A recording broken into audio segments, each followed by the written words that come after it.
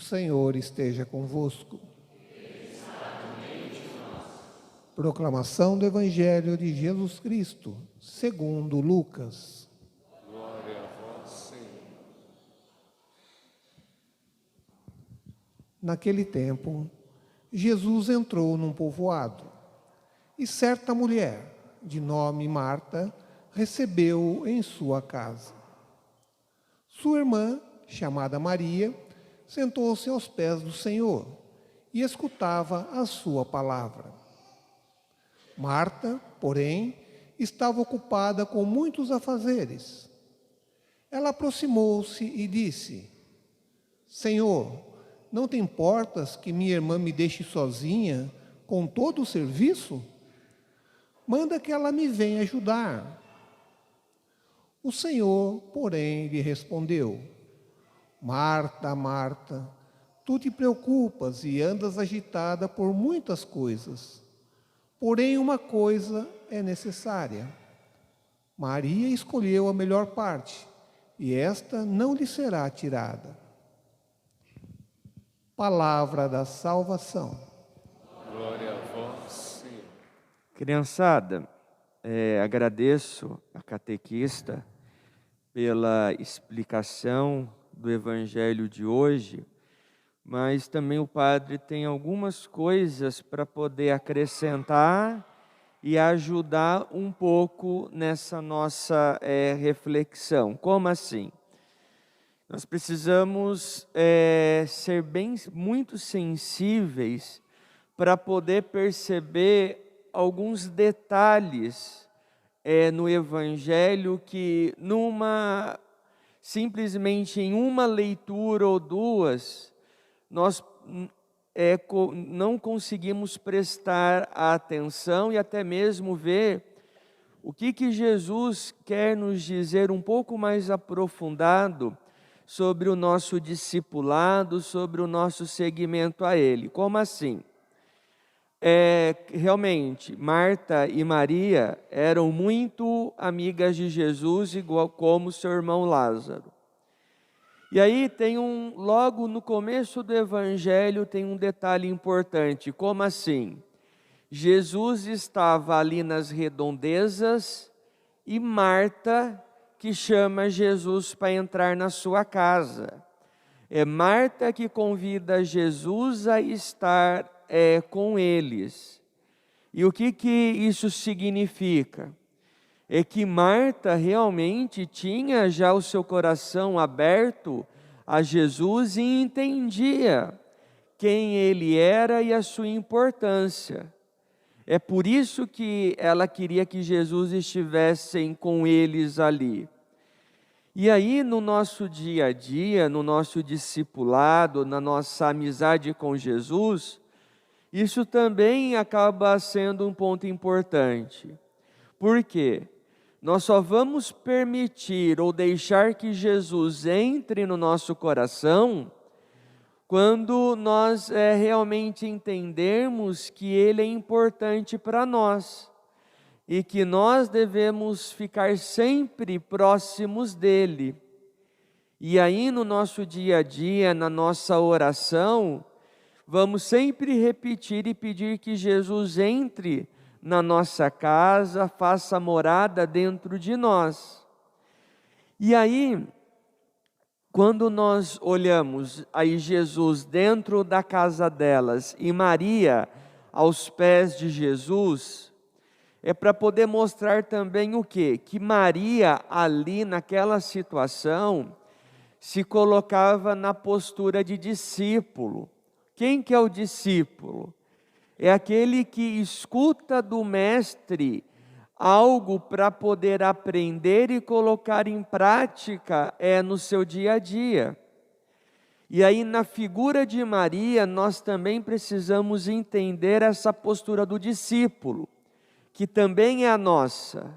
Nós que nos colocamos perto de Jesus, vocês, criançada, que estão na catequese para poder também aprender a ficar mais próximo de Jesus e entender o quê? Que nós devemos tomar muito cuidado, porque, criançada, o padre vai contar um segredo aqui para vocês. Tem adulto por aí que acha que só porque tem um tempo um pouco a mais de caminhada, um tempo um pouco a mais na igreja, acha que é mestre, ou acha que sabe mais que Jesus. E aí, quando o padre vê muito adulto fazer isso, o padre já pensa, infelizmente esse vai entender da maneira mais difícil o que significa realmente se colocar na frente de Deus, ou achar que é mestre no lugar de Deus, porque aí vai vir as frustrações, vai vir as revoltas, vai vir os desesperos, vai vir as maledicências de achar que Deus se esqueceu de nós, que Deus não se importa, mas na verdade fomos nós, ou muito adulto, que diz para Jesus, não, eu não quero você do meu lado, fique aqui do lado, porque eu sei mais do que você. E aí quando isso acontece, nós também, daí nós vamos ver muito adulto, com rancor no coração, com sentimento de vingança, de querer fazer o mal em vez do bem, quando alguma situação ruim ou mal vem ao nosso encontro, em vez de responder com algo bom, muito adulto responde com uma outra atitude má, ainda se achando no direito e dizendo que está certo.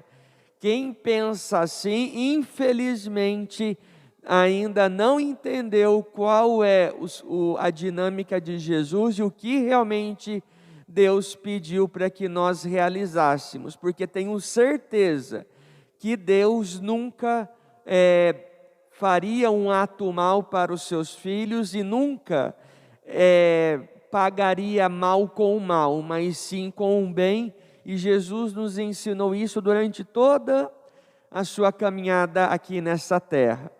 E aí, criançada, quando nós olhamos Marta, mesmo próxima de Jesus, pode ter se perdido um pouco em simplesmente ficar buscando as coisas de Deus, ou fazer as coisas para Deus. E isso nós podemos realmente fazer. Por quê? Porque antes de buscar fazer as coisas para Deus, ou buscar as coisas de Deus, nós precisamos estar próximos ou nos encontrar com quem? Com Deus.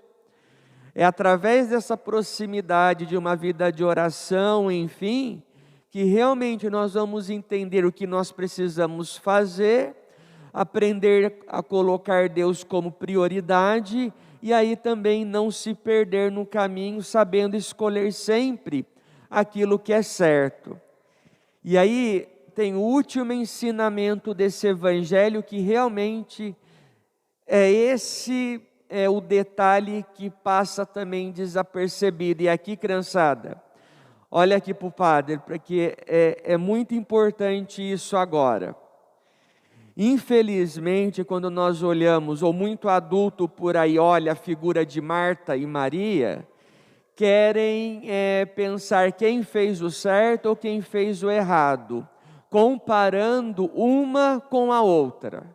E aqui está o pecado grave. Como assim? Qual é o pecado grave? Eu vou usar uma frase forte aqui só para que a gente entenda, mas também para que muito adulto entenda. Mas só que essa palavra que o padre vai usar, tem que tomar muito cuidado, porque ela não pode ser usada em qualquer momento, e usada no lugar errado, no momento errado, pode ser uma ofensa.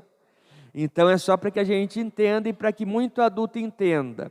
E que pecado que é esse? É o maldito pecado da comparação. O maldito pecado de comparar umas pessoas com as outras, ou se comparar com os outros. Por quê? Cada um sabe o que pode ofertar a Deus e o que consegue ofertar a Deus. Cada um tem um ritmo próprio, até mesmo de conversão, que fica diferente de uma pessoa para outra. E nós precisamos aprender a respeitar isso. E aí, quando nós fazemos esse pecado da comparação, nós automaticamente vamos fazer o pecado do julgamento.